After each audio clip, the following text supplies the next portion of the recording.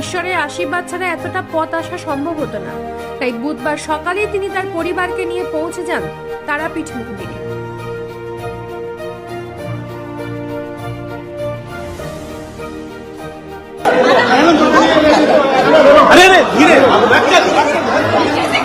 ये क्या कर रहे हैं? वो एक एमपी है। ये क्या हो रहा है? एक एमपी के साथ ऐसा कर रहे हैं आप लोग? यही है। সংসদের সিঁড়িতে দাঁড়িয়ে 6 মাস আগে তার প্রত্যাবর্তনের ঘোষণা করেছিলেন। সেই মেয়াদ পূর্ণ হওয়ার আগে স্বমহিমায় মহুয়া মৈত্র নরেন্দ্র মোদীর বাছাই করে দেওয়া প্রার্থী কৃষ্ণনগরের অমৃতা রায়কে বিপুল ভোটে পরাজিত করে সংসদের পদে দাপুটে মহুয়া মৈত্র।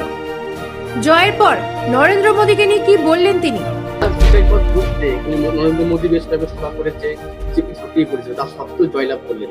এই জয়ের জন্য মূলত কি দেখুন, এইটা তো মোদির ভোট ছিল।